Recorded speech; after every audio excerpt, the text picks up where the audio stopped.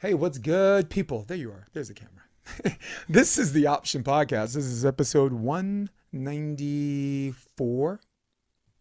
I don't know, maybe. This is Nora Darrhar.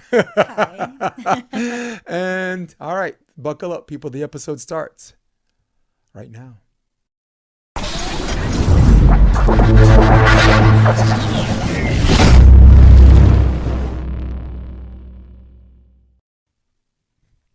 What's good, Nora? I'm good. How are you? Long night, but no regrets. I'm just here. I'm just chilling with you and your little mink, Yeah, looking like you rocking very a Moroccan. Arnold Skazi fur or something like I am that. always cold, so I like all Moroccans. Yeah. So before we got on the show, we were actually talking about like the previous episode. Travis, we were saying Matt Prosser had like Ali's on his newcomer of the year, and it threw all of us like for a loop because, right? You associate newcomer with like a youngling, Yeah, exactly. You're like you know. person you haven't seen on Yeah. any tour before. But And I do remember me saying, actually, let's record for a little bit. Let's run this. See who hooks it. Um, Yeah, I do remember saying like Alizon is nice because like Ricardo is different because when Ricardo doesn't want to talk to you, he pretends he doesn't speak English, and does he?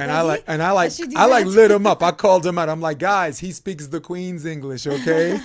You know what I'm saying? He don't need no translator. You could just He even speaks French. get that app for $4.99. We good, But Alizon is on his worst day courteous, on his best day he's just pleasant. You seem like a nice guy to be around. Billy Allen, nice guy for a nice guy. Yeah, I Right? don't know him personally, but I know Yeah. who he is. Yeah. Yeah, sorry, let's get you some volume. Can't have me talking louder than you. So we were let's switch it. I like to switch it. I like to be on the left. To I'll be the on the left. right. There you go. To the left. Boom. So we were talking about your childhood. Like I was talking about my daughter just kind of like finding her own way where she has a singular sport, but I think your parents encourage you to like play everything, right? Yeah, until it got too much. I liked it too much. I was hyperactive, still kind of am, but even more. And both my parents are in the sports world. My mom is a PE teacher in a French school in Morocco, and my dad is a professional athlete. He used to be a professional runner and ran with a legend like Hicham El Guerrouj, which is one of the most famous athletes in Morocco. He won the Olympics and everything. And then after that, he switched to equestrian, where he won the national championship 7 times and was in the national team for years and even represented the Princess of Morocco, who was the director of the federation at the time.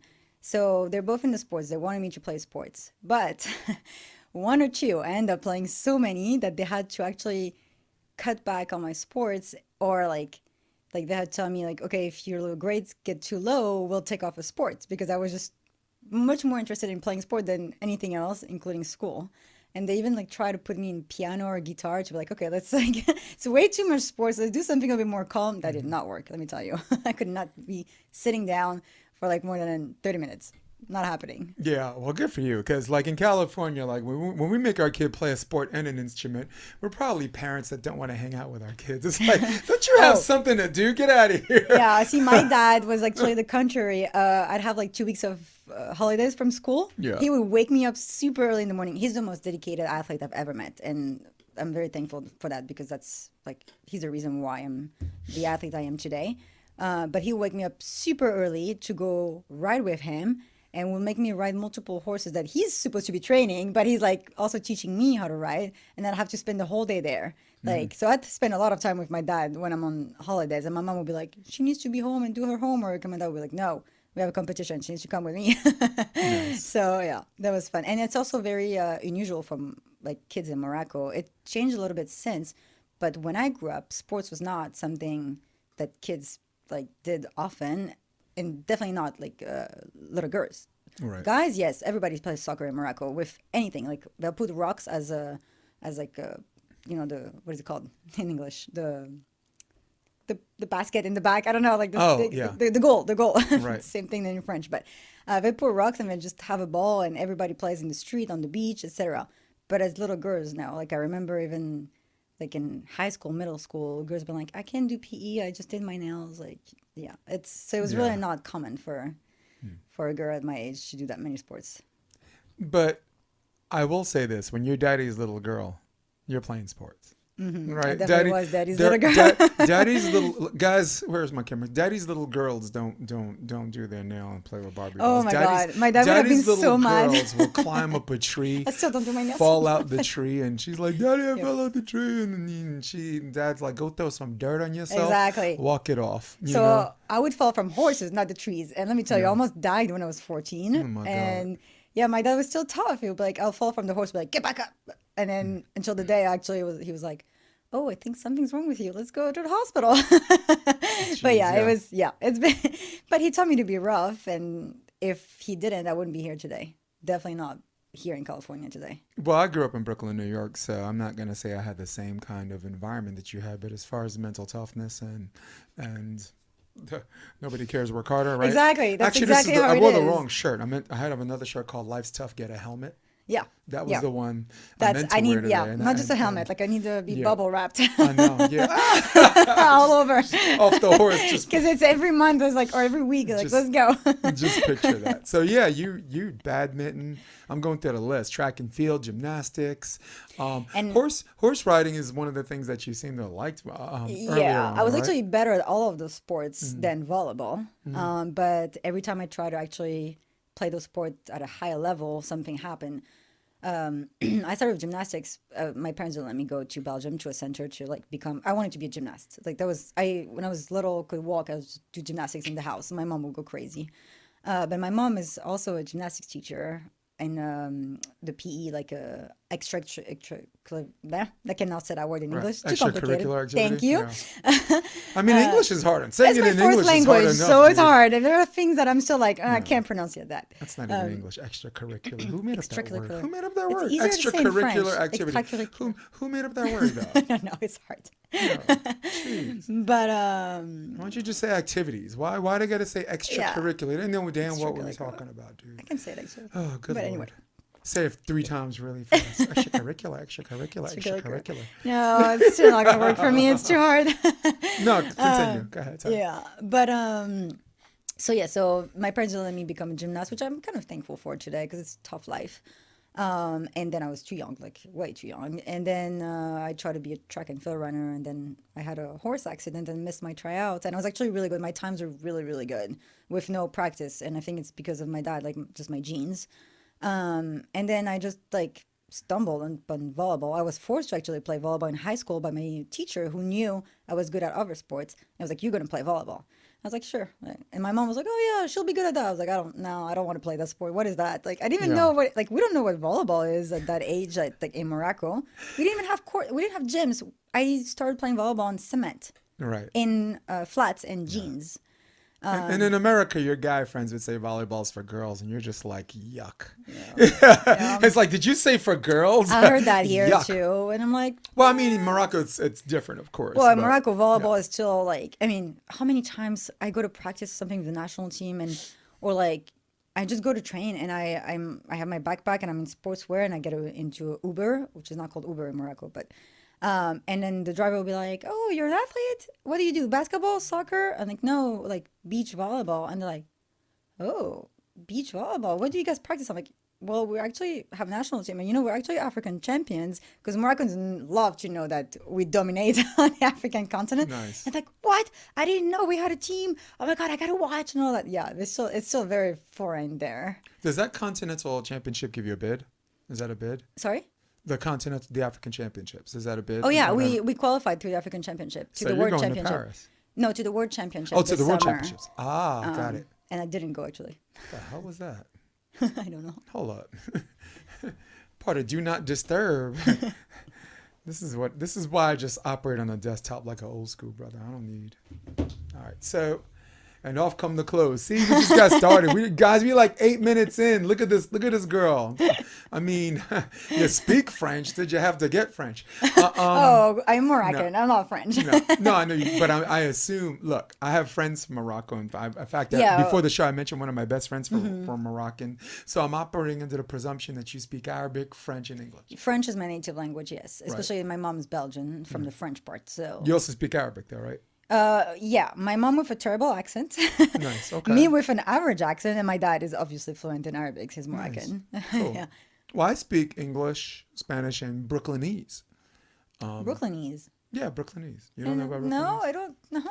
It's basically, it's very much like English, except you just say things differently. Like Oh, in Brooklyn, for example, in Brooklyn, when you want to ask someone, can you repeat that? We say, would you f***ing say? okay, Brooklynese. 24 okay, years. I got it, studied, got it, okay? got I it. got my cap, got my gown. In fact, I'm wearing the cap right now. Okay. So yeah, I thought it was really, really cool just reading into your bio. I do just enough research on someone where I want to, anything that comes up, I know what the hell I'm talking about, but not too Not too much much. where it's not a conversation. I like to have conversations. You I seem do like too. I'm a this talker. extremely interesting person to me, and again, thank you for Thank coming you. on the show for that. So, Thank you. um, Usually people don't really notice me here because we have so many really good American, Brazilian athletes. The African one is, yeah. but hey, we don't have the same like up- Well, upbringing. So I wanted to translate that to Moroccans.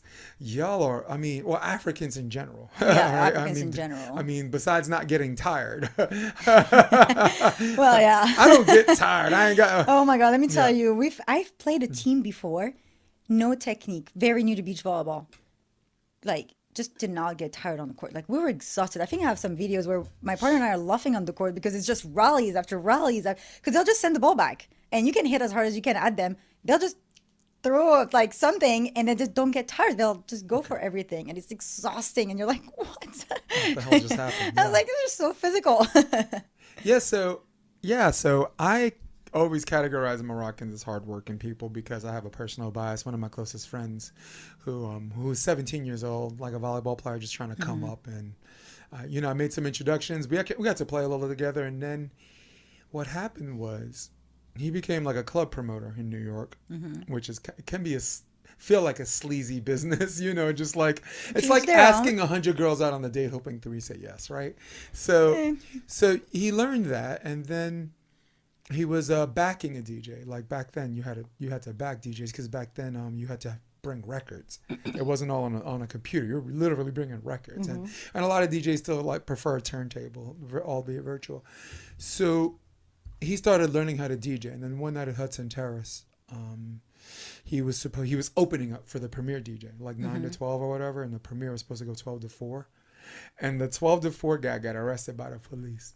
He got stopped by the cops and was so pissed. He got stopped by the police, and the cops are like, "You want to go to jail?" He's like, "Yeah, like F you, take me to jail." Fine, take me to jail. So the cops are like, "All right." So they took him to jail, right? And I guess the owner or the management was like, "Our I'll guy's not just coming stay. tonight. Yeah. Can So you just stay?" And opportunity met exactly, preparation. exactly. He became the resident. Well, that's awesome. He took the I'm job. He glad. became the resident. He's not a resident at Marquee, and he now Nice. still plays around at Lavo, which is on Park Avenue and Okay. 58. But Marquee is like Marquis, I know. Marquee is a great spot. It is like I'm not even a club person. What kind of music does he? House, techno, Okay. hip hop. We grew up 'Cause hip it's hop. big in Morocco. Well, we grew up hip hop heads, so he's always gonna know how to do that. And if you could take truffle butter, a hip hop song, and make that into a techno, a house beat, and you do it right, all of a sudden you have this migration of different ethnic cultures, different genres of music. House ain't my thing. Wait, thinking out loud. I could be a broken keep, $1 million smile. LOL to the bank, check my account. As within the Morocco. Yeah. So, but that and the techno beat. So, They want to grab the microphone. so he be, and I'm sorry, I don't want to monopolize this, but he became like this pretty premier DJ, right? That's nice. He goes to Brazil 4 times a year. He goes to London That's four nice. times a year. He's in Japan right now as we speak. He's staying there to do 11. But he's not coming to to do Morocco 11 though. shows. We'll ask. We He's have, watching you this. should, because we have. He's a big- watch- he's like, we watching love this. electronic We'll music. ask him. I think I have 3 in my close friends circle. You want DJ. to just call and ask him? We could just call and ask him. Sure, let's call and ask him. I'm down. Let's do this. Ooh, I just stepped in it. Went from beach volleyball, now we're talking about But DJ. before I get on the phone with him, my point was, every time I think I worked hard and I deserve something, or I think I'm entitled to this, it's not fair. I did all this work and I'm not getting this. I look at this dude, this savage, just up every night, up in the morning, getting it in, finding ways to make a better version of himself, which he always feels he fails at. And just Sounds very Moroccan. And this guy's making so much money right now. Are we talking about volleyball? I ain't talking about who's the DJ from the AVP or whatever and this and that. Y'all are cool DJs, and I know you do the show for the Lakers, but there's levels to this. None of you guys can buy an apartment in the Upper East Side and then buy another apartment for your mom. Very and move Moroccan your mom in. Yeah, who's Moroccan, and move your mom in next door. So before we talk about, I'm a good DJ too, shut up. Just shut the hell up. I read your brainwave. Shut up. So, hey, you're calling people out. I'm not. Yeah. I did not tell you I was going to carry this morning for you. All right. So, Abdullah Zarardi. Let's get him. AB. Nah, the dude's the guy's in Japan. So I mean, I figured don't even know what time out. it is there. No, but the point I was trying to make in this elongated story was there is a culture or a way someone's raised where everyone who thinks they work hard. I got someone I want to introduce you to, and I get a lot of that from you. I get this, and I really meant to wear the Life's Tough Get a helmet thing, or nobody can. But this is gonna work too. This is gonna pass too. Actually, it's true because here in the South Bay, only the people that are very close to me really realize like how tough it is. Your story, because they don't. But also I made it a point to try not to like. A few years back, I remember that was on when I was still on my student visa, and I was on my last year, so I could work here. So I was working here at a company, and I was training. I would wake up at 4:30 in the morning to go train, and then work 9 hours after that. And I was applying for my first athlete visa at the time, but it was rough at the time for immigration. So, and again, I was a student, so it was really rough. And then I got a bad news from my lawyer. I don't remember what. And then still had to wake up the next day at 4:30 and go train. I don't get to like, I need to like feel better. No. Like next morning I'm up and I'm going to train and then I'm going to work. Like I can't afford not to. And I go to practice and I'm like, my life is about to, like my entire living here could just be jeopardized from what I heard the night before. So I'm really not in a good place at all. No. And I get to practice and I have tears in my eyes, but whatever, like I got to practice. And then this girl talks to me and she sees that something's wrong. She's like, "What's wrong?" And I'm like, "I just had a bad news. I can't really be in a good mood." She's like, "You're always in a bad mood. Like, just, Nora, come on, like, just smile a little bit." And I'm like, "You wouldn't live a week in my shoes." And I'm like, so now I'm like, you know what? If this is how people see me, because I'm not that kind of person. Especially, I'm known in Morocco to always have a smile, always be I don't know, always be like happy. But here it's rough for multiple reasons for me, and again, wouldn't change it though. I want to be here, so it's fine. But I'm like, okay, if this is how people see me, that's not what I want, because that's not who I am. But I also thought talking about my struggles here, etc., like would make people understand better, like immigrants like me. So I was like, I try to find the right like balance between talking about my life here without complaining about it, only except like to my close friends. So a lot of people are like, "Oh, really? You're going through this? I had no idea." I'm like, "Yeah." Yeah, I think it's very, very challenging, and that's always going to be the challenge here in this bubble we know as the South Bay. Before the episode started, I told you some of the things I was going through, right? And these are things that my significant other strongly encourages me not to say on the podcast, because even if I'm right, nobody wants to be that person. Who wants to work with that person? Because that person's face will be associated with that, right? So even if you're right, you're still going to be perceived as wrong. So and that's always going to be the tip and the balance. So yeah. So I have a general tipping point rule, right? Like you had some issues before you even went to practice. You cried a little bit, and and you're trying to find a way to hit the reset button, because the last thing you need is for someone to say to someone that doesn't even know, that like, has no idea what the hell.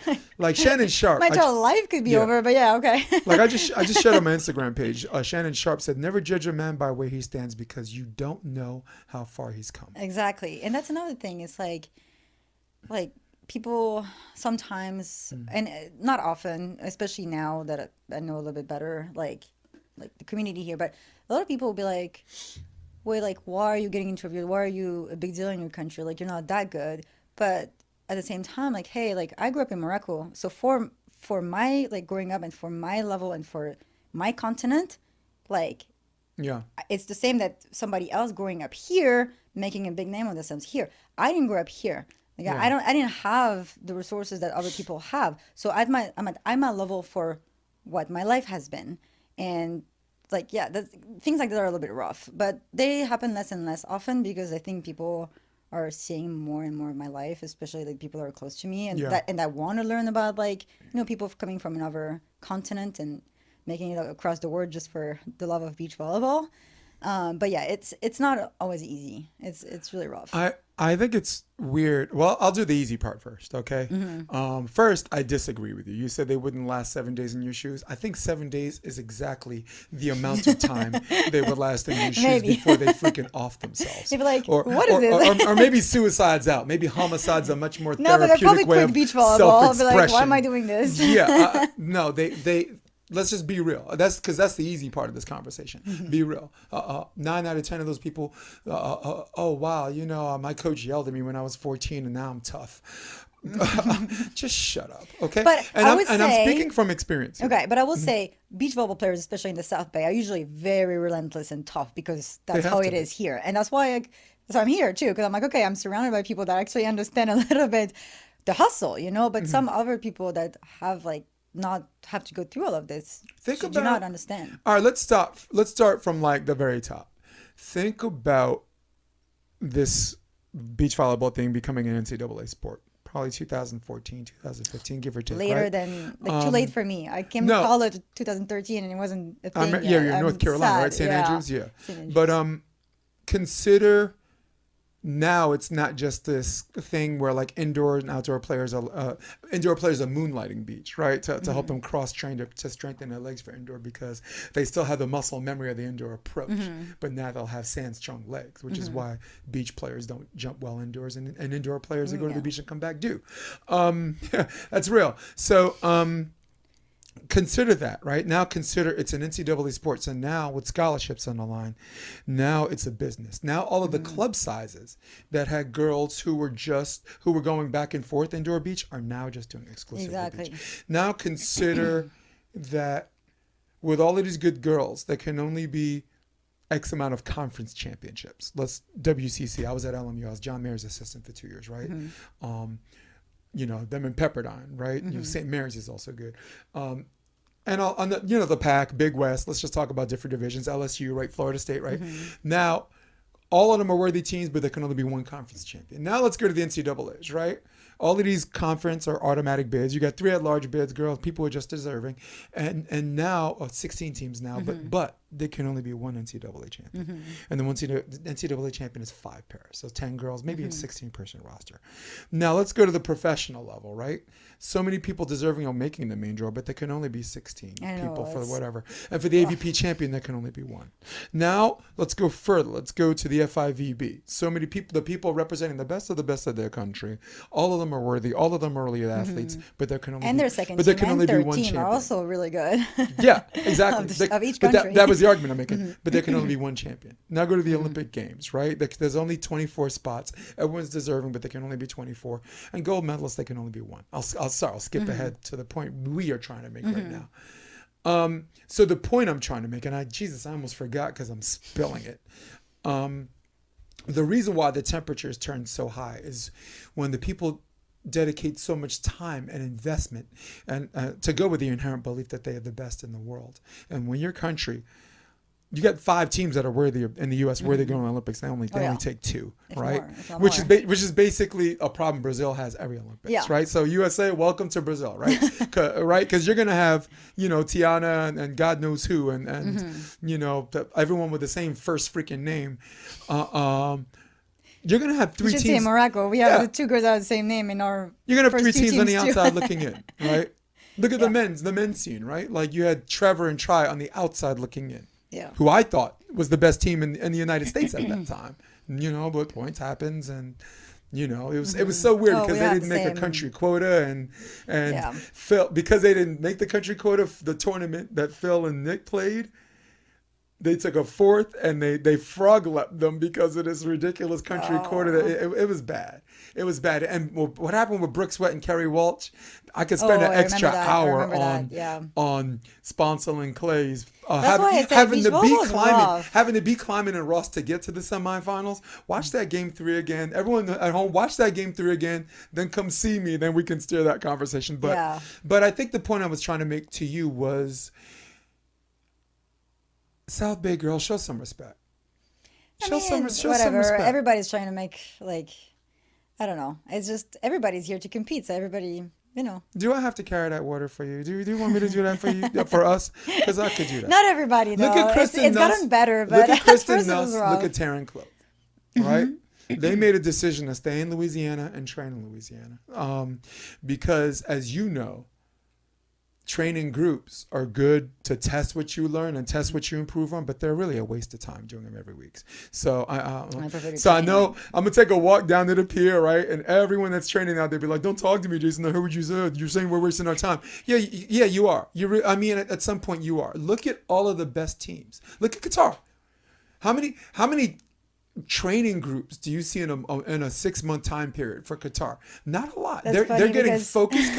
No, but right, they're getting focused coaching. That's the thing. I hate playing. Like, people ask me, "You want to play that day?" I don't want to play. I want to train. Like, if I don't think I'm good enough to play, like, I get frustrated just playing. I'll do like training groups when it's like good people, and then we're still getting reps. It's usually with Brazilian coaches, but most of the time it's like I want to train. I want to like get better. I want to do 10,000 reps of the same thing because I don't know. Like, playing for me is like I'll play tournaments, but I don't want to play at practice. I want to train. And that's very, very well said. And we can, and this, my favorite 3 Brazilian coaches are Pompilio, who Love Pompilio. he and I, we worked 3 years together at Endless Pompilio Summer. helped me a lot. We did juniors together Nice. at Endless Summer. In 2019, we had 19 girls and 13 of them got commitments. Actually, So that's nice. Yeah, that's never happened. That'll That's never really happen. good. That's never happened before. That'll never happen again. Well, I trained for a whole month after my injury. Mm-hmm. I didn't train a lot before the African Championship, but I came back here to train for a month and train with Pompilio for a month before going back and play the African Championship that I won in 2022. He's such a professional. Yeah, he's great. I mean, all the Brazilians here are great. Like, Arturo's love them. cool. Arturo, love it. Leandro's my man. Leandro's got a great sense of Leandro humor. and Dan are the reason I have my first gold medal with Morocco. Literally, like I was in P1440. I met them through that. Let's go. And I Preach. will say they deserve it. They deserve it. So I have to say it. And I usually say it a lot in like interviews in Morocco too. I started training with them through the P1440 program, and then I started training with them on the side as well. And I didn't go home for 2 or 3 years because I was waiting for my visa, so I didn't compete for 2 or 3 years with Morocco. And then when I competed again, it was a big competition, 17 countries, first edition of the African Beach Games. And they called me 2 weeks before. Like, I get there 2 weeks before because it was like a last minute thing. And I'm going to play with Iman, which is my partner now, which I haven't never played with. And we weren't really friends. We played indoor in the national team together. We didn't really like each other. Okay. And I have to play with her. And so I had been training with Leandro and Dan. And I got there and they were like, "What a second, you got so much better." And then we win our first gold medal with 2 weeks of practice together. And since then, we want to play together all the time. And we've won almost every competition since then, including the second edition of the African Beach Games this summer. But yeah, they're the reason, like, I train with them. They're the reason I know how to snap my wrist and everything. Yeah. I still do their cone drills every day, like at practice, or like when I'm in Morocco or I don't have access to a court. They're great. Pompilio right now, he's coaching Trevor and Theo, and I'll go through the list of the 3 people we were talking about: Arturo, right, Leandro, and Pompilio. So Pompilio, And Dan. Pompilio as a professional would be like, what are we working on this week? We working on offense, this and that, boom. And he has that drill book in his head. All right, we're doing this, we're doing this, we're doing this, and we're gonna do that until you don't feel anything anymore. And that's what he's good at. Leandro is really, really good at bringing you back from where you float off a little bit. He's very good at bringing a conversation down here. Where, like me, I'm a coach, so I talk from up here like a a-hole. So he'll always have that advantage over me, even though I still believe I'm a better coach, because that's just my inner belief. I'll have to say something about Leandro Please. after. Yeah, go ahead. Before we go to Arturo, Yeah, go ahead. okay. there's this thing that, and I don't even think he knows that. So I hope he watches this and listens to this. But that's how much like his coaching affected me.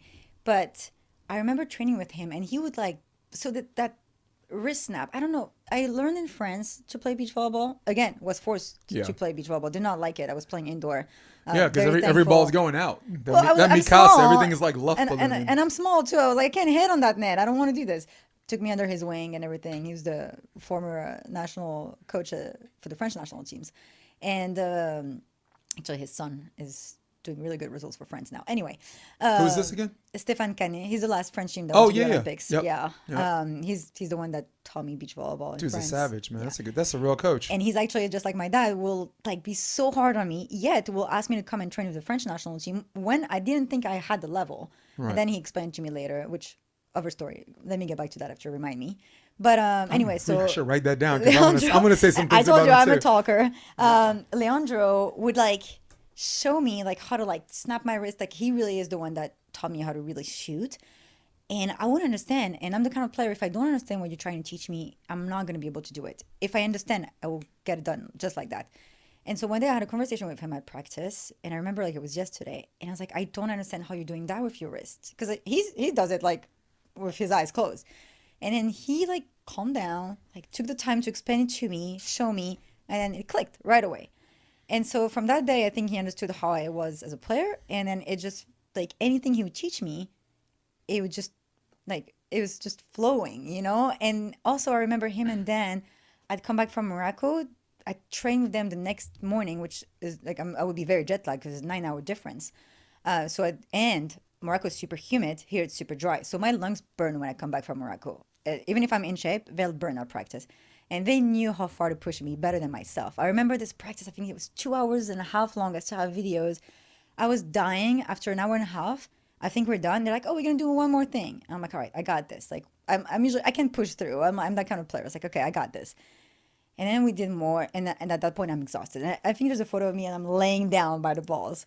And then I hear Dan say, now the fun part. And I think he's saying like, oh, we'll go in the water or something. And we're just getting started. No, I see him setting up that drill where we actually have to hit hard 10,000 balls. And I'm like, so I don't think I can. Like, I was like, for the first time ever, I tell them, I don't think I can do this. Like, I'm so jet lagged. My lungs are burning. I can't breathe. He's like, no, you can. And they were right. I could. But if it were up to me, I probably wouldn't have tried because they knew me so well. Like, it's nice when your coaches really get you and they're like, they'll push you like where they know you can go and even better than yourself. So, and I don't think Leandro and Dan know that. I don't think I've ever told them, even though I tell this story so often. So, but he's really good at bringing everything at eye level. Mm-hmm. You know, like Leandro is with us at Ensemble for a bit. I certainly know Pompeo better than Leandro, but I see Leandro all the time. Mm-hmm. He coaches indoor at one point serve side, and I'm like every time I'm in a playoff or a pool, he's across the net for me. I'm like, okay, there he goes again. And then now he's at SCVC, right? And you know, I go to Vegas and he's there. I think he won the last year with his 16 or something. I think indoor. he did. They were the only California team that did. I think them and because it was a Texas. I know sweep. that's why we don't have him on the beach anymore. Dude, I'm sad about that. Dude, it was a Texas sweep. You had a Texas team in the finals in every age group. You know, and Leandro, I don't know if he won Open. I think he won USA, which is still competitive too, but. I'm like, everywhere I go, there he is, right? Like Jeff Samuels and Rafi Paulus, Huntington Beach, they made the main draw, right? And it's I'm true, like, they did. So, and I was supposed to be there coaching them, but I was coaching a clinic.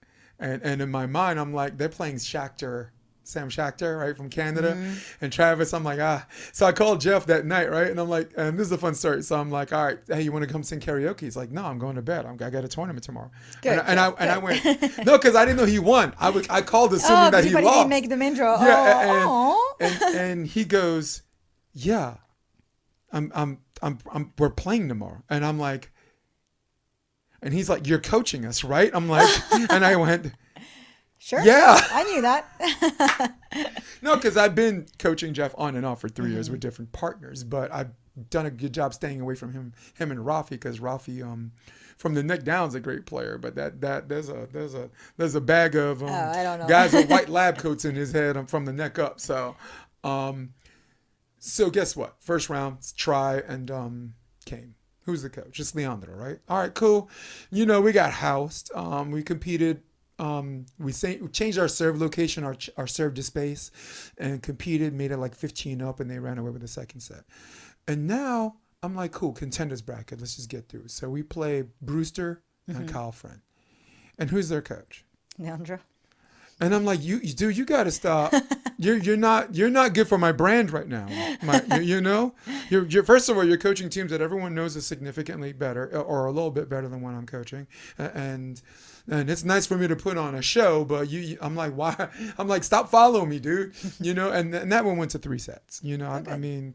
Look, the reason why I think I'm a better coach than him is because he does a lot of good on the spot thing, but as far as preparation and video, there's nobody on anyone except for maybe Flugen Wagner from Germany that spends more time in the video room than me. And that guy's got an army full of assistants. I've been doing this by myself, but this isn't about me. It was really just about Leandro being in these winning situations, always at the right place and the right time. Every time a team's winning, there he is, right? Well, except with me. I mean, he definitely took a challenge when he was starting coaching me, because let me tell you, this little girl from Morocco that started volleyball at 16, beach at 20. But that's why I called him a real coach. Why do you think I called him a real coach? Mm-hmm. Look, there are some games that try and cane play that you don't, if you have a cat, like a pet cat, you could put the cat under the umbrella, and the cat will sit there, and the cat gives you the coaching, put the credentials around the cat's neck, and they're still going to win that game. All right? No, Leandro has this inherent gift of doing more with less. Not saying you're less, but I'm saying. But I mean, technically, I am less. But that's why I said just saying. As we say in New York, just saying. Yeah. Very, very good at that. Pompilio is really, really good at that. Arturo's really good at presenting you your options. Mm-hmm. That's what I like about him. But Pompilio, his gift to the Americans is English not being his first language. Mm-hmm. So he has to take what he feels and put it in a smaller dose of words. Which is still hard for me too. Like sometimes I'll be on the court training and I can't tell you line or cross because it's coming in French or Arabic. And I'm like, too late, ball down. Like, Nora, what was that call? I'm sorry. I'll give you an example. Natalie Miskowski, who's at UCLA right now. She was one of our endless summer girls. She was really, really good player. Her sister Karina was at USC.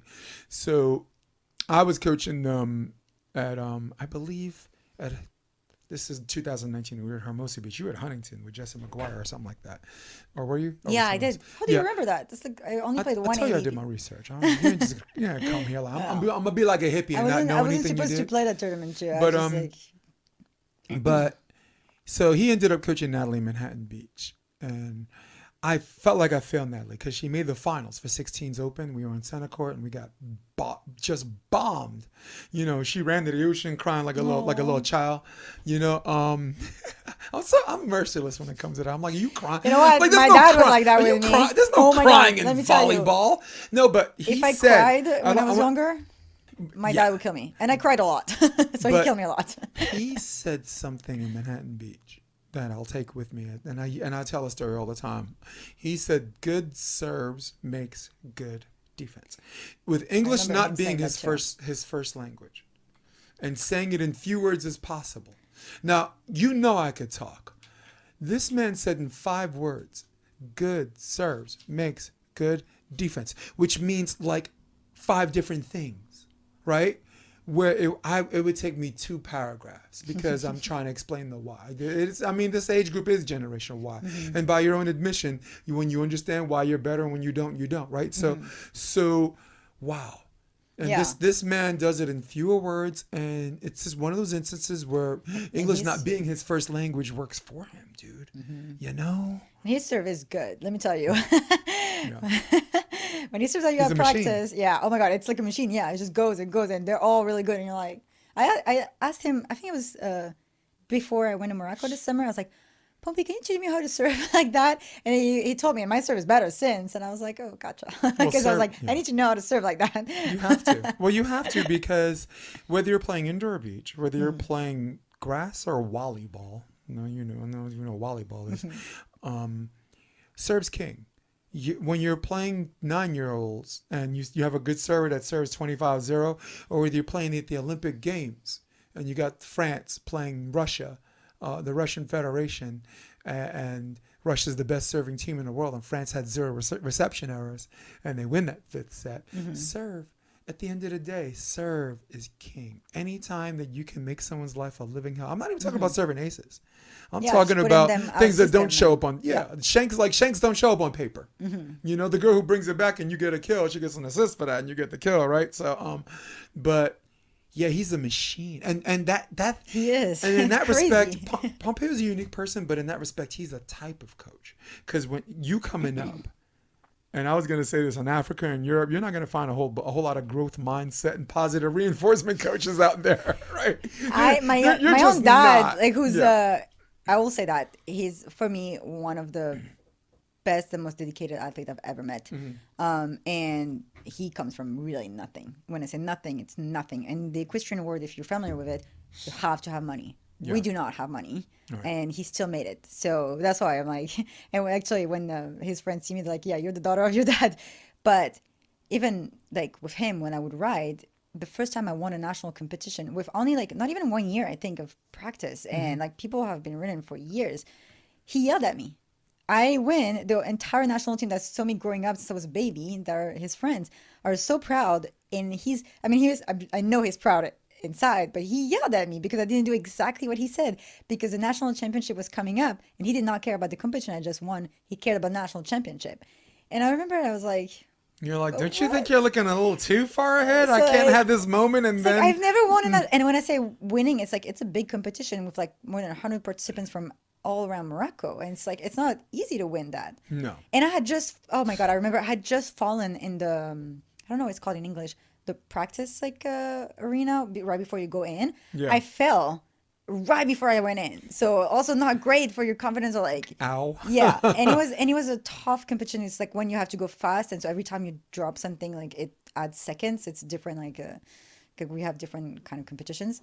So yeah, so positive and all of that. That was not, it's definitely not in the Arabic mindset. It's more like, how do you call that? Tough love? It's tough love there. Yeah. Tough love, definitely. I think it's a quote, one of my favorite commercials in one of my favorite video games.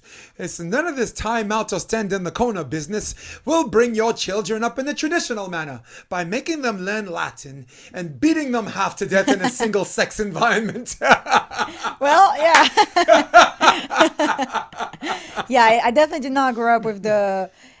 even to this day, like Moroccan families, if like the children aren't like the center of, I mean, on the contrary, you'd come to like your parents and they're having a discussion with friends, if Moroccan, huh? If they'll be like, don't bother me, like this is like adult conversation, you don't bother me, go play. Yeah. Like then I'm Isn't like, there oh a sweetie, kids table what do you're you supposed to need? be Yeah, it's like, yeah. don't, like this is disrespectful, like you don't. It's like, yeah, but Moroccans listen to this will understand what I'm talking about. No, but what a yeah. I didn't mind. I mean, I wouldn't be here today without that. What a storm that my 7-year-old has to go through between mommy and her. Because mommy is the other one, like this and that. And I'm just like, she's like, can I have a fork, please? I'm like, can you go get up and get it yourself? Oh my God. Use these two legs because they specialize for walking. And walk your little behind over there. My dad, if I would like be sitting down and I ask my mom, because my mom's European, so she's a bit more like, nice. My dad is nice. He's just very tough, and he's known to be tough also in the equestrian world. So not just with me. He's for me, he's the best coach in the equestrian world, but he's also the toughest. And I have a lot of stories to corroborate that. But yeah, like I'd ask my mom, "Hey mom, can you bring me this from the kitchen?" My dad would be like, and then just the look, doesn't have to say anything. The look, I'll be up in a second and go get it, because I knew something was coming my way, like a belt or like a shoe, Moroccan shoe, babouche will come my way. Like, and you know the weird thing is, like if you look at Americans, right, and you look at some of these kids who grew up hard with strict parents, what it does is it puts this immense amounts of pressure all the time on you, where some kids fold, it doesn't work out for them, and it didn't work out with they my might sister. end up robbing someone 10 years from now, right? But they use it to focus too. Some of them use it to focus. My mom used to beat me like I owed her money, dude. You would have thought she was the mob and she came to collect. Are you gonna pay? I mean, that brought new meaning to the term child abuse. She used to make me go out Right, and right. find My a, dad she didn't used to make abuse me go me, out and but find a stick. She made me go out and find we call it a switch. Go out and find a branch so she could beat me with. I mean, there was just some crazy stuff going on, but you know what I'm saying? I came out okay. I had an older sister, not so much, right? And I mean, yeah, my sister and my dad aren't um, really close. It didn't work with my sister, but I don't know. It's just, it's not. I mean, I see it now. Like, to be honest, when I like compare it to other people and stuff like that, I'm like, okay, yeah, he was tough, and it was tough at some times, but at the same time, like, he really like like participated a lot to what I am today and the athletes, especially the athlete I am today. Because let me tell you, when your world is falling apart or you're not going to compete at a competition you just worked on for a whole year, or something else happens in competition, I have many stories like that. yeah. Some that I cannot say, but and the next day you have to get up at 5:30 a.m. to go train, and you wonder like, why am I even training? Like, when I found out I wasn't going to the world championship, I was on the surf trip this summer, for which I sacrificed and so much all of last year. Yeah. People saw me go through hell last year here just for that. And then not even a month before that, I learned from, actually, I think from Sharif or another player that I'm not going. I was on a surf trip for my birthday in one of my favorite places in the world, in south of Morocco.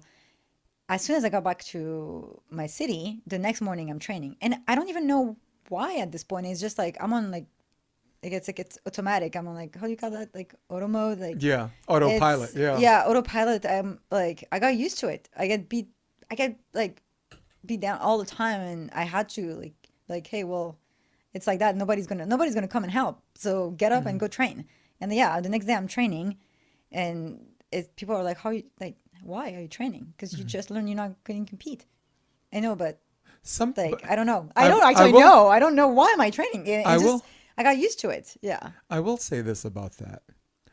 It shapes who you are because it when does. you're training hard like that, sometimes you ask, who am I doing this for? Right? Your first option is, I'm doing this for myself, because that's always this. Sometimes it's a selfish answer, and sometimes you self-examine and you're quick to jump to that, right? But it's more than that. It's It sometimes you're is. doing it for someone else. I'll give you an example. I'll give you an example My degree's in too. theater performance, right? We can have a show. I was doing a show called Fucking A, Susan Laurie Parks, right? It was the premiere was at the Public Theater. I ended up doing shows later for that. And had a breakup, had a bad day. I had a 9 to 5 then. I had a bad day at work. The audience does not care. Yeah. The audience came, they paid money to see you perform, and you got to perform. So if you know that you're doing it for yourself, because this isn't a false dichotomy. You're either doing it for this or for that. You can't have both. That's not true. No, that's not That's true. absolute nonsense. You're doing it for yourself, but you're also doing it for a demographic of people who you will inspire through your journey before you even set foot on that court. That gives you that second win, that gives you that burst and Exactly. self-appreciation, not to mention appreciation from everybody else. Keep your thought for a second. I want to finish by saying this. And this is what separates international players, or like certain players, from other players. Like in the South Bay, the people that they're trying to impress are their constituents, or their contemporaries, right? You can see fours here on like Labor Day or like Memorial Day, and it's crowded or whatever. They're performing in front of their people, right? And to them, that's okay. That's okay with. That's very much like having a rock band, right? And you're going to perform at this place, but the only other people that will watch you perform are the rock bands that played before you, and the ones that are up after you, right? So you want to do that, or do you want to go to the Garden, right? Do you want to do house shows as a comedian in front of your comic friends, or do you want to go to Laugh Factory and do some Joey Diaz stuff, some Savage stuff? So please, I hope you didn't forget your thought. Oh, I did not. Because the point I was trying to make was, I just want to remind everybody, doing it for yourself is one thing, and to some people that remains the most important thing. But I don't want them to get in this false dichotomy that it's either one or the other. It could be both, and I can't be in your shoes. For all I know, it could be neither, right? But don't get caught up in the dichotomy. The floor is yours. Yeah. So I agree. Like, it's actually, so this might be a long story, but So I moved I here. got time. we got we I got moved a hard here. stop at some point, but that clock is right behind Yeah, you, I bro. have to because I have to go watch my roommates' kids later. And I had practice. I got volleyball practice. Perfect. Yeah. But anyway, so I I came here to the US, played in university. Well, no, actually, I got to start from the beginning.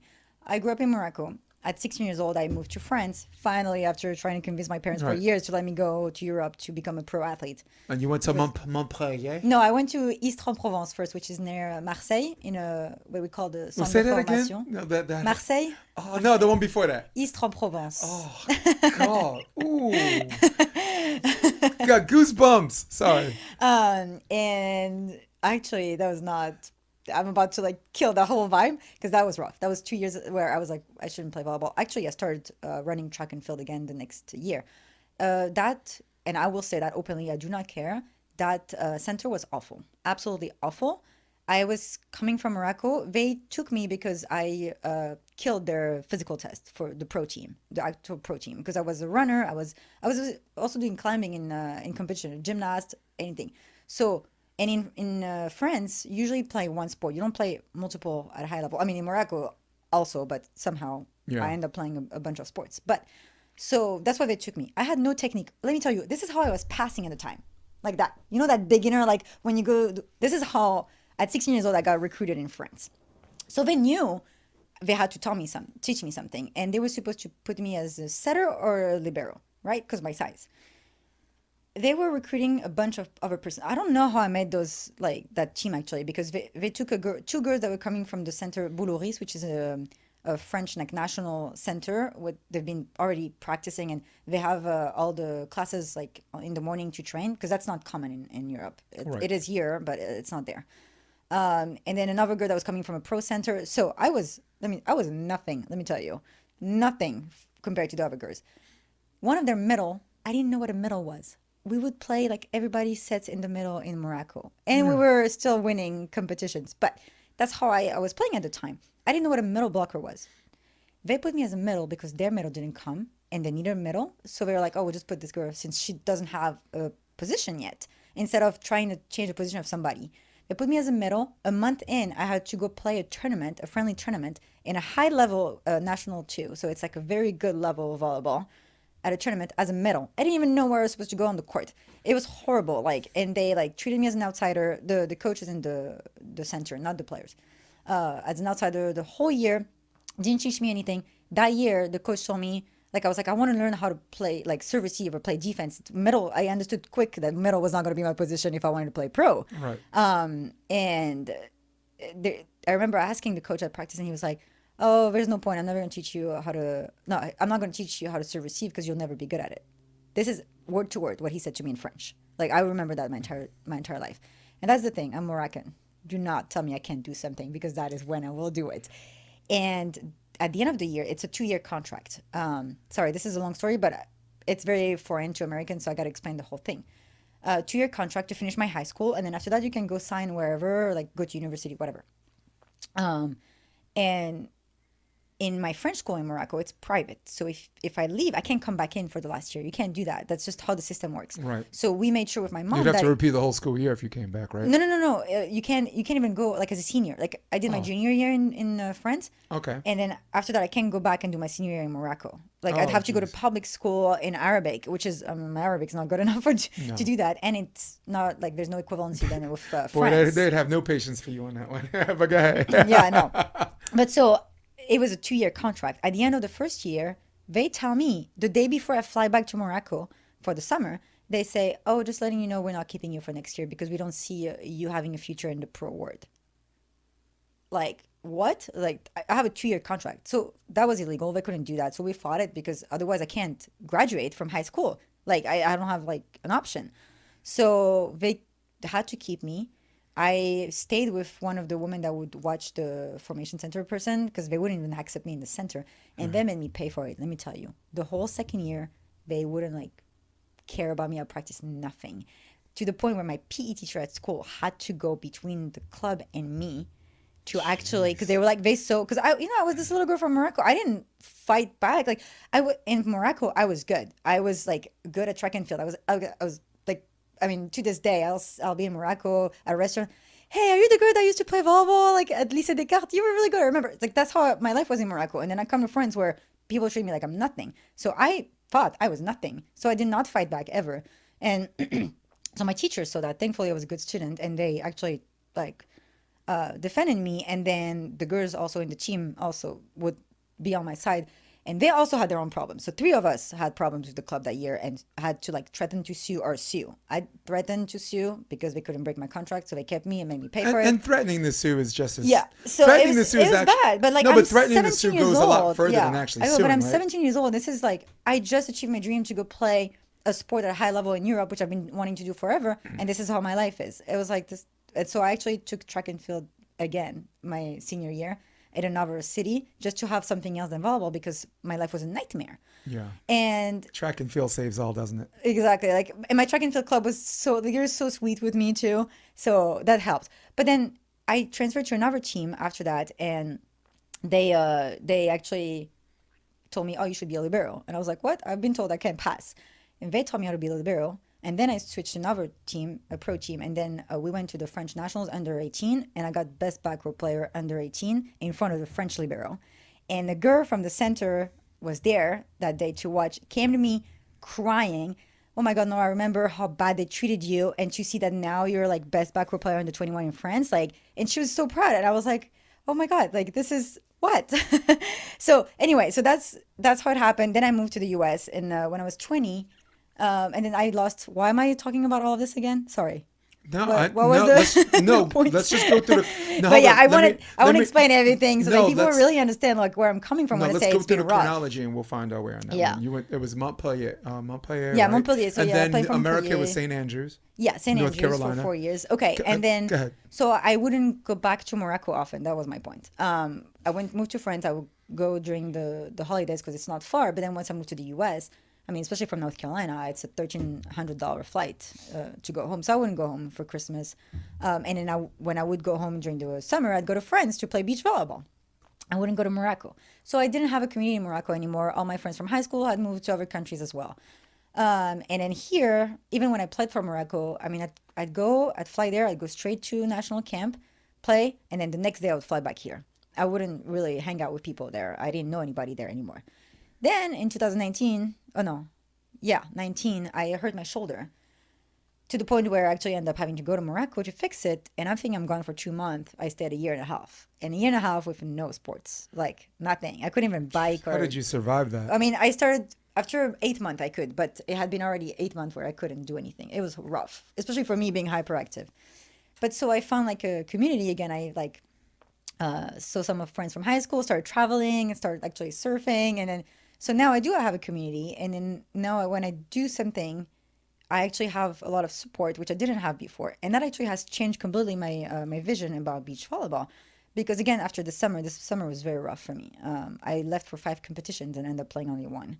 And I had trained so hard, like sacrificed so much that entire year last year, it was really rough for me mentally. And I thought to myself, I was like, should I just quit? Like people here have asked me many times, why do you do all of this for beach volleyball? Because I have an MBA, I have a bachelor, I have another diploma from France. Like, why am I doing all of this? You know, why do I like sacrifice my entire life just for the sport? And in this summer, I mentioned it in front of a few friends. I was like, I think maybe it should be done. Like, this is it. I did what I had to do, and they were like, what? I was like, no, absolutely not. Like, no. And then I wrote a post too, which is the one you saw, talking about a little bit like how I felt after this year. And then this guy, and things like this happen kind of often. So that's why, like I said, like beach volleyball is different for me now. I posted that saying like I had to remind myself like why I play, and like I questioned myself like should I still play? And this guy sent me a text. I don't know him. He follows me on Instagram. Never met him. He's like, please don't stop. I coached this team in like a city in Morocco that I'd probably been once in my life. And I coached this girl, and she always talks about you and says you're the best player, and she wants to be like you. So please don't stop. And I was like, wait a second. Like it makes me like so emotional because I'm like, what? I'm like, absolutely not. I cannot. Like there's no way. I have a responsibility. I cannot quit. Like I cannot let this girl down. I don't know her, but like I know in Morocco we don't have a lot of things, a lot of courts, a lot of like we don't even have a beach volleyball championship. And like if I quit, then what does that tell her? Like, oh, this girl's in the US, she has everything and she quits, so why should I play? You know what I mean? Yeah. Like so that's why like since the me going to Morocco and actually winning medals in Morocco and actually being there physically and people seeing me there, now they actually have a relationship with me even without me knowing, and it helps on the tough days here when I'm like, why am I waking up this early? Like, why am I doing this? And I'm like, well, I know because there's somebody watching, and I can't let them down. The reason why you would even ask yourself that question in the first place is because the difficulty of playing the validation game lets doubt creep up into your head, right? It's not even validation because I don't need validation here. I know I'm not. I know I won't make a Mandro at least anytime soon. I can't even play AVP anyway because I don't have a green card. Right. It's I don't. That's not why I do it. Like that's the thing is like I like actually to train without nobody like seeing me train. Like I don't care. I train for myself and I train for my country and I train to play for Morocco. Like that's what I wanted. Like my dad represented Morocco so well for years. I want to do the same. And that's mostly why I train. Like it's not for validation. Like on the contrary, I'm the first one to be at practice and doing okay, my cut is not working on this side, so let me do it for an hour, and I'm gonna like maybe like 50 balls are gonna be on my side and probably look stupid to the people walking around, be like, this girl's not good. I don't care. Like I can't even tell like who's passing by. If I don't care, I'm in my Dude, bubble. call me. I'll send my wife. She can set. she Good. my wife's an all-purpose athlete, and she's got sand hand. She's she'll set you 50 balls. You can Oh, cut that's if perfect. you want. Perfect. Yeah, She's a savage. yeah, that's the thing. I don't want to be if I know how to do something, then I don't want to practice it. Like let me practice what I'm like. I like to be uncomfortable. But Let me be uncomfortable. but can you appreciate what I was saying before, that doing this for yourself and then subsequently Yeah. doing it for other people are not mutually exclusive. No, they on the can be contrary. binary, right? Yeah, exactly. Yeah, and that's very special because That's what I'm saying. one is your intention, one is your goal, and the other is the net result, right? Your goal is to get in there and work on this. The net result is someone out there sees you and they appreciate that, because that wasn't your goal to begin with. Not That's at all, just- and that's what I'm that is saying. the It's like, that is the residue of the design yeah, like of your goal. the Yeah. whole time, like the French story, the whole time I trained for myself. I didn't train for anybody else. Yeah. But then to see one of my former teammates and see how it affected her that I won, I was like, wow, like that's something that's like it's a different perspective. And same thing with the text I got from the guy like last week. I'm like, it definitely helps on the tough days, and it makes you think like, don't be selfish. This is not just for you. So yeah. You know what intrigues me about you? Like the way you're talking about this, you're talking about this like you kind of expect everybody to behave the same way. No, Like you, I no, don't no. I'm not saying that. I'm just saying that this is just, in your mind, this is just consistent with being a good, hardworking person. That's what I meant to say. Yeah, yeah. I mean, yeah. For me, it's nothing special. And that was the point I was trying to get to. It is special. It's not special to you because you're just doing normal Yeah. Nora stuff. No, I'm just normal Nora. This is just what I do Especially every when you day. see, like, I mean, I'm Yeah. here, like, okay, like, I don't know, like, I can be playing fours on the court with a two-time Olympian or Olympian medalist. So for me, I'm like, yeah, I'm nothing. Like, I'm nothing. But then when I go to Morocco, that's the thing. I'm like that. I don't like compliments, and I do talk down about myself. And I guess that's probably like because of how I was raised, but also that's what makes me be better. It's not in a bad. It's not like, oh, it's like it's in a good way. It pushes me. But then I was told by one of my closest friends, like, you need to stop talking about this, like about yourself like this when you're in Morocco, because that's not how people see you here. And I'm like, well, maybe, but that's that's how I feel when I'm there in the capital of the world of beach volleyball, because I'm nobody there. But yeah, and then it's different perspectives, and yeah. If you ever feel like you're straying away, the things you're saying and doing is straying away too far from what you want people to believe you are, always just go back to just doing what we're doing now. Right now, this conversation, there's the people listening are going to get more out of you just in this hour or whatever we're doing right now. Just us talking like people says a lot. The second thing, keeping your nose in the work like you're doing. Not complete blinders, but blinders when it comes to you putting in the work. Good things come out of that too. And that's Well, that's I'll what. have to disagree with that because I have sacrificed everything, and it But your doesn't seem like your the story's good is not. coming. But your story's not On the yet written. contrary, hopefully, that's There, what I'm there are thinking. chapters in your And life. that's what I wrote in that post responding to, like, just think your time will come. But There are Do you want to close the book because of a no, couple of bad chapters, no. or do you say this too shall pass? And No, but on the bad and days, I'm like, maybe this is the universe telling me I should change my path. But the I don't know. universe can tell you a lot of things, and how you interpret what they're telling you are Exactly. two different things. I'll give you an example. This podcast alone, right? When I started building it, I was doing it exclusively on Facebook because my age demographic identified with them, and it was great. At some point I was averaging 24,000 views an episode on Facebook, Nice. and through plays were at 19%. Basically, almost 1 out of every 5 people were listening to the whole thing. Nice. A long form podcast. Not Nice. these aren't 20-minute pops, as you can see. We're already here an hour. Well, an hour recording. That means longer. And then one day, I basically, I won't get too much into it, but I'll just paraphrase by saying I don't think COVID came from a bat dog. I don't even know what the hell a bat dog is. Whoa. You violated our community guidelines. My podcast, the Option podcast, got taken down. The handle, my NY Varsity thing got restricted. I retreated to YouTube. Same thing. This got flagged for shocking content. And I'm like, I'm talking about volleyball. What the hell shock? And then look, and now if I'm thinking from a negative light, that would be fate or the gods telling me that I should just quit. You know, Or telling you. or stay in your lane. Yeah. You know what I'm saying? Or stay in your lane. Or it could be telling me this gotta work too harder. shall pass. You got to work harder. Yeah, this too. Wendy Jones is really good at that because when I went through this, I was so disappointed because look, we can tell a similar story only in this regard.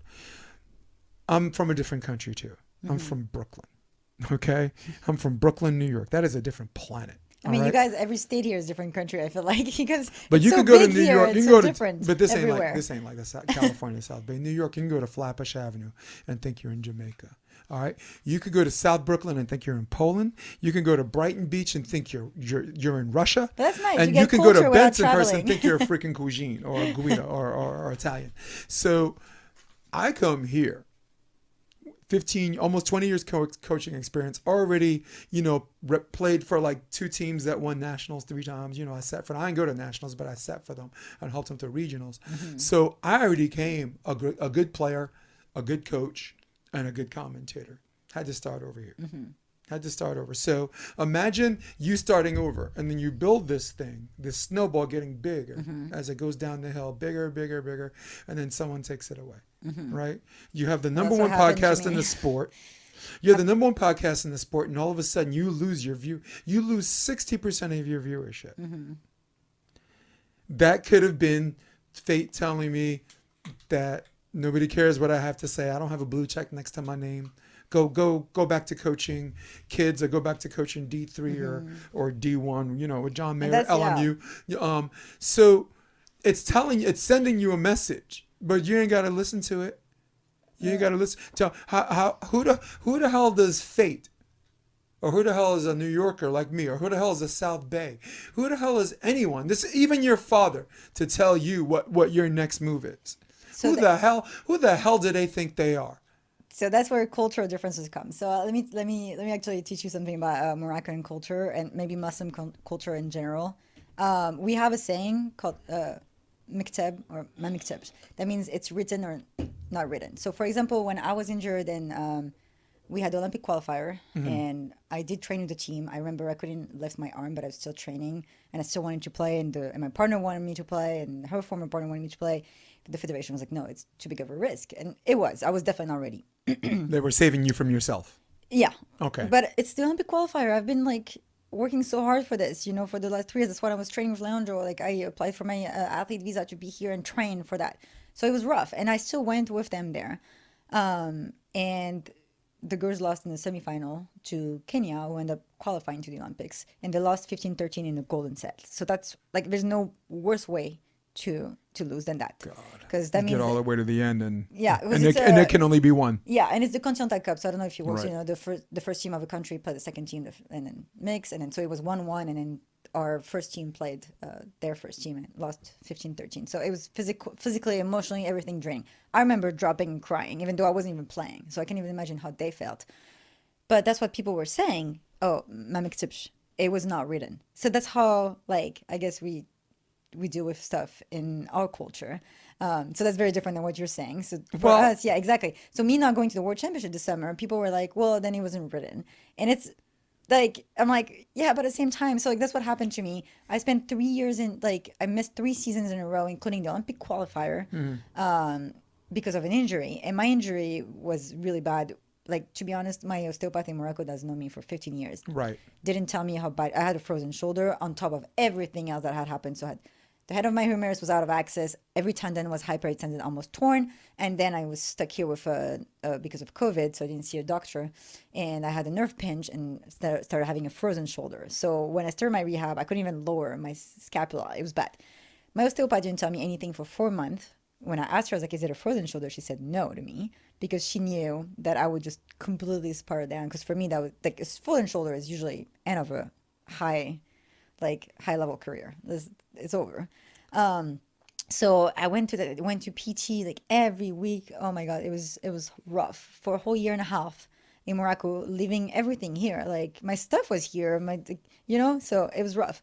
I went. It's like we're selling her stuff. Well, no, like, look like she ain't gonna be needing them sneakers no more. No, and that's the thing. I was living with my ex at the time, and then we broke up while I was there. So all my stuff was in storage unit, and I left with a suitcase for 2 months. I ended up staying a year and a half. So that was like, yeah, it definitely like that changed my life. Honestly, it changed my life completely. But then I came back, and I didn't think I would ever come back because like it was so bad. I was like, there's no way this shoulder is going to be able to play. And again, since last year, like even last year I was training, it was still hurt until the summer where I actually got back to 95%.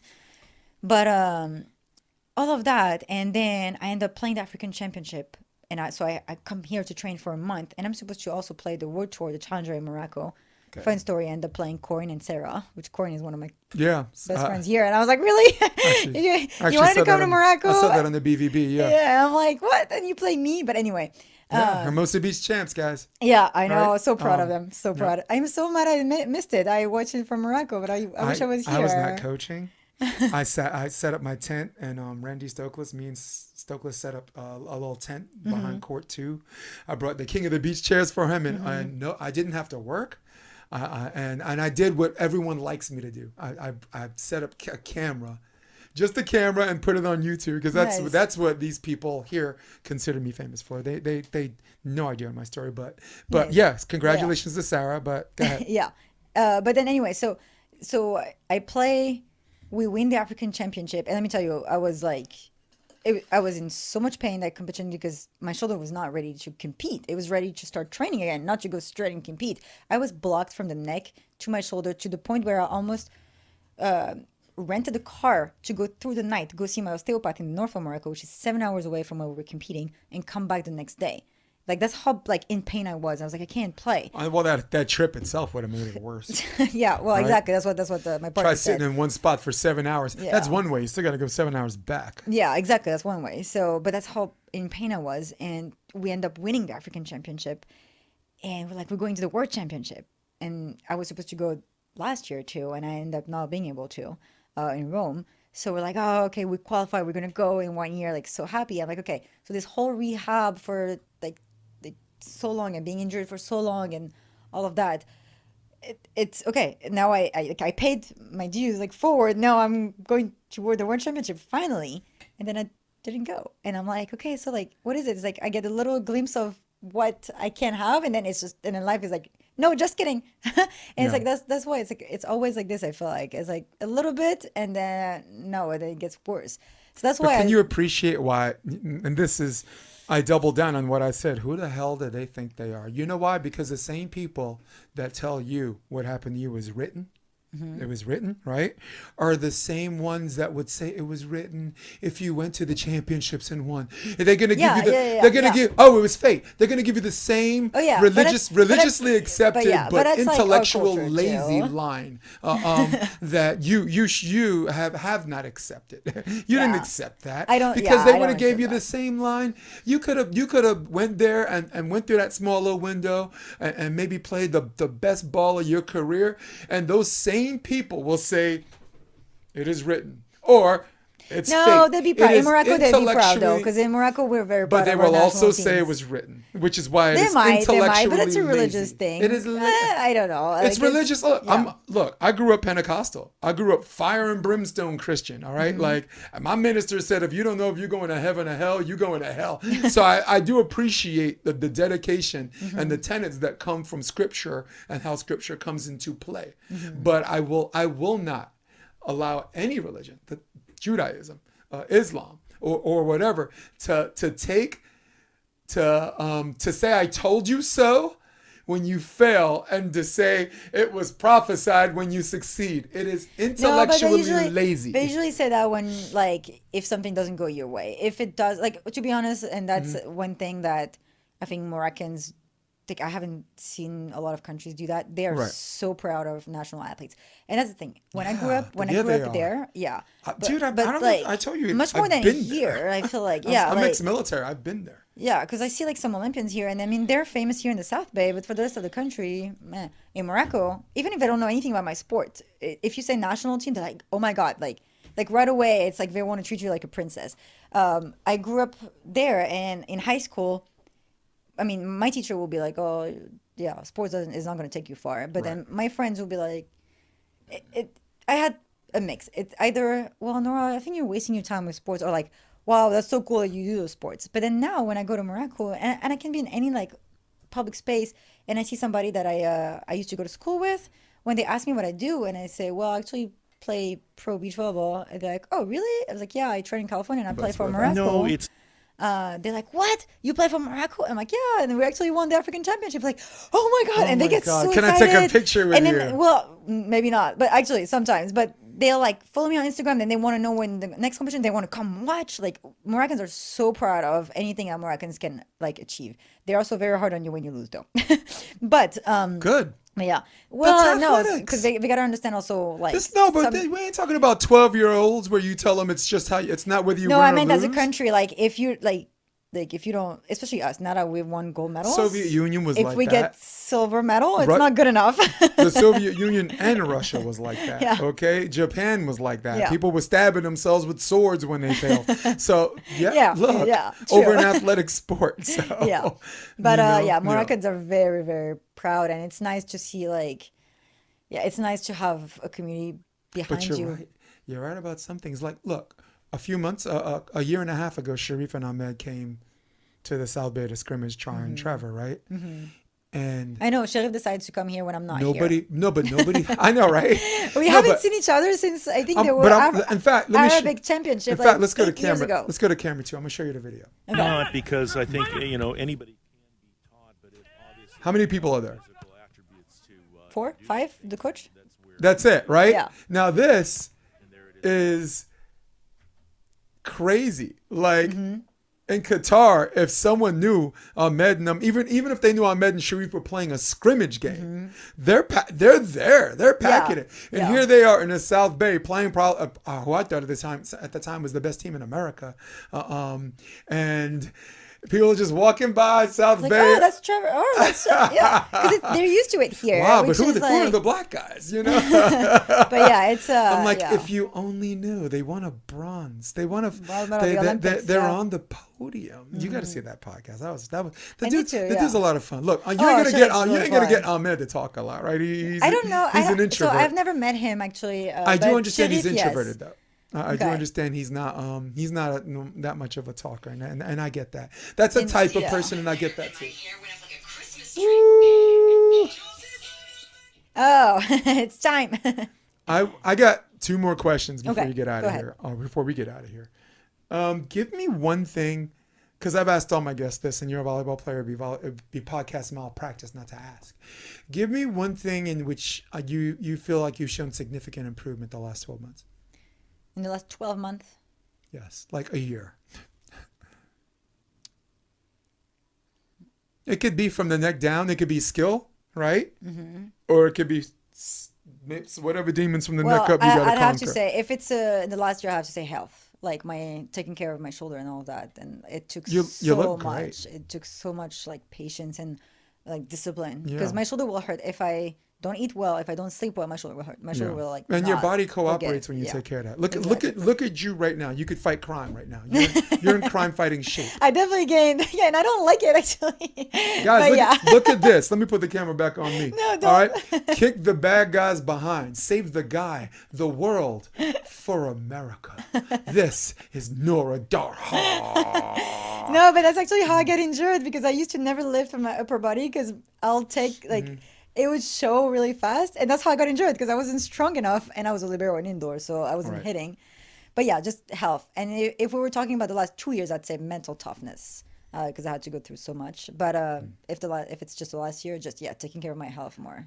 Okay, now second question is: give me one thing between now and let's say April that you'd like to get a little bit better at. Again, it could be game, or it could be approach to the game. Give me one thing that you want to do a little bit better. We're not talking I have two. Like in a 4-month period. You ain't trying to change the world, right? Mm-hmm. You can't do that in 4 months. But give me something that you would like to get a little bit better at. I have two. I have one for myself and one for my team / country. The one for myself, I'm goofy footed, and it has created a lot of problems, including probably my shoulder problem, to be honest. I'll bet 100.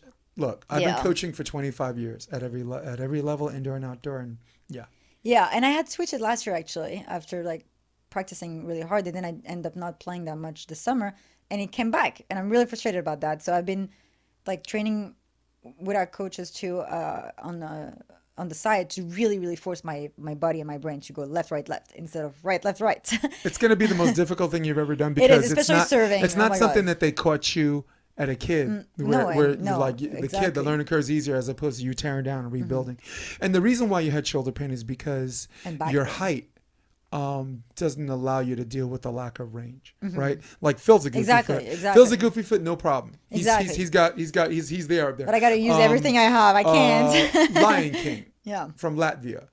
Long time goofy foot. I think he fixed his steps a little bit. And I know, and I got away from many years because people would tell me, Gardina. That person also is goofy footed. You're fine. I'm like, oh yeah, I'm fine. But all of the examples that they gave you that were goofy foots were all tall. at height. Yeah. None of them were full-time defenders. All of them were full-time blockers. Exactly. Tina Gardina, right? She played for the Bronze, Latvia. She's a goofy I know foot. Tina. Yeah. Karj Karai, who was basically God, started his indoor career jumping just with both feet. So sometimes he would jump, he would goofy foot, and then sometimes he'd jump, it would be traditional. But when he went back to the beach, almost every jump was a goofy foot. Yeah. So, and this basically is God. This is who we Americans consider the best to ever play. Indoor or beach, right? You got 3 gold medals that can all kick rocks. And that's what people will give me examples of people that are goofy footed. I'll be like, oh, I'm fine. But no, I actually hit much better. And it's actually, so DJ made a comment. I post some of I've been asked by Moroccan players to post some practices, some lifts, like some DJs, workout exercises, etc. I love me some DJ. That I do, yeah. And so I do, and then I was already actually working on the fact that I'm goofy footed. But when I'm in a group practice, especially, then I'm definitely goofy footed because I can't think about that. But when I'm training by myself or with a coach and another person, then I really pay attention. And I posted something of a group training, and he's like, if you fix your approach, you'll be much more powerful. And I was like, funny, because I'm actually just working on it. And then, but because he said it to me, it like emphasizes it. And then now I'm like, okay, I really need to focus on it. So that's the main thing right now I'm working on. I'm gonna tell you something as a coach that's other coaches are gonna disagree with me, but if they have a problem, they have my name, they have my number, come see me. If you want to fix your goofy foot, 75% of your repetitions have to be on the hard surface. My knees are not gonna like that. I'm not talking about this going 100%. I'm talking operating at a 60% jump, 50% power. like a spin of the defender type thing, and allow your technique to get stronger on its own. You have to do it. You have to do 75% of it on a hard surface, because if you train your legs to slog the traditional approach, the approach through the sand, you're only training your legs to slog through the sand. No, but that's the fun part, This is though. why track and field, when you went and did track and field and came back, you were on any team you played on, you were the best conditioned athlete, because the muscle manipulation of going back and forth. I don't care about what you guys are, what doctors, you guys are, what studies you are citing. Kiss my behind. This works, okay? Because the real scientists are the coaches. All right. But the fun part is that when I do my plyometrics, I go left, right, left. So that's why it's stupid for me to be goofy-footed, because I refuse in the gym to be goofy-footed. So when I do my plyometrics, it's left, right, left. Oh, so you are doing 75% of it? Yeah. I am doing what I can. Don't mess with me. Real? No. In the gym, I go the right way, and that's why I jump higher too when I go left, right, left. Yeah. But it's just because I had fixed it last year. Right. Before that, I was probably doing my plyometrics. I mean, right, left, it right. escaped you a lot of years. You played Libero, right, at St. Andrews. You played Libero at in the national team Montpellier. Montpellier. Pure Americans. Yeah, and then I played with the national team actually when I was injured with my shoulder. I played indoor again in Morocco. Oh, shut the front door. Which was rough on my body. Let me tell you, after 4 years of not playing indoor, even just as a libero. Oh my God. Let me switch this to Lumi key, because we are going to do the lightning rounds. What's that? 60 seconds. I'm asking you quick questions. Oh, wait. I didn't say the second thing I want to... No, it's just one. You don't get two. Okay. No, because two or more, you're the other one's not for me. No, but two or more, you're suffering from paralysis through analysis. But the second one was in relation to your country, so finish that. We're playing fours, because I don't know if you know that, but now the games, so African games, African beach games, I think Pan American games too, except the Olympic games, so World Beach Games as well, are 4 versus 4 on the sand. And we did that for the first time in Africa this summer, and we won, and I was a setter. But I set like an indoor hand setter, because I'm not a hand setter on the beach, I'm bum setter, and I'm pretty good at it, I think. So I never felt the need to hand set. So now I've been working a lot on hand setting to be able to hand set in fours, which is very different than hand setting in beach, because you'll start at the net. So I don't know. It's not hand setting has never been really my thing. So that's the thing I'm trying to like really focus on, just to be able to compete. Hands with all Morocco. the time. And you know what? Hand setting is like push-ups. The only way to get better at it is to do it. That's what I do. I'm a Gulf War vet. All the men in my family served, and my drill sergeant. You know, I can only do like 20 push-ups. When you need 42 to pass the test, and you need 82 to max out. Okay. For the 2-minute test, and me, like everyone could pass the test, but you want to get that 100 points to feel like a man, because even in Brooklyn, Morocco's not the only place where they have where real man. we're testosterone induced. So. And he said, private debate, what's the best way to get better at push-ups? I was like, to do push-ups, drill sergeant? Oh, God, standing. Nice. All right, so let me set up my clock. Let's hope I can set up my clock. Oh, there it is. There's our minute. 60 seconds. Okay. This is the lightning round. Are you ready? Buckle up. And let's start. Favorite comedian? Gad Elmaleh. Moroccan French. Nice. Last good book you read? Relentless for mental toughness. Nice. Like Relentless Jess. Last good movie you watched? I don't watch no movies. Ooh, challenging. I don't watch a lot of movies. All right, let's skip that. Yeah. Marvel or DC? Neither. Good. Pool or beach? Sorry? Pool or beach? Beach. Oh, beach all the way. Lord of the Rings or Harry Potter? Harry Potter. Bourbon, vodka, or tequila? Neither. I'm Muslim. There you go. Favorite sport outside of volleyball? Oh, that's a tough one. Surfing. Nice. Favorite action film star growing up? Will Smith. That's not I like that, yeah. Is it an action star? I'm not good at movies. Independence Day? Yeah. Favorite conspiracy rabbit holes? Do you have one? Like, for example, mine's the JFK assassination. And there goes the horn. Time's up. Yeah, no, I wouldn't know. I'm not American enough for that. No, I'm kidding. It's true. We don't have conspiracies really. No, Morocco's like you can't But Moroccans ain't got no time to be got time for that, yeah. contemplating who done it 50 years ago. Dude, I got today. What the hell's wrong with y'all? Like, we gotta live. Right? Yeah, we gotta live. Cool. Yeah. So we're gonna get out of here. Let's give someone a quick like an Insta or website. People want to know more about Nora Darrhar. Anybody want to contribute to this woman's financing to her road to Paris? I mean, that'd be great. Dude, she already speaks French. Come on, she could take you with her. French, Moroccan, Arabic, Spanish, Yeah, English-ish. My own English. Yep. Spanish, English, Brooklynese. So go ahead. But my Instagram is my last name, which is very hard to spell for any American. Darrhar, Nora, Nora. That's my Instagram. That's it. All right, Yep. cool. All right. So guys, Nora might like you, but I don't like any of you guys. In fact, I can't stand any of you. So for all of you at home, for all of you on your iPad or iPhone, for all of you on your desktop, who runs the world, baby? Old school. For Nora Darrhar. I'm Jason Tibelius. Go ahead. You gotta try to say it in Arabic. Say it. Darrhar. Oh, not bad. Yeah, I got a native tongue. Not bad. Hey, for Nora, this is Jason. I'm going to hit my music. Stay with me. We are out of here. Come check out the Option Podcast on OptionVB.com. It's also available on iTunes and Spotify and on YouTube under the NY Varsity Sports handle. You're going to love what you hear.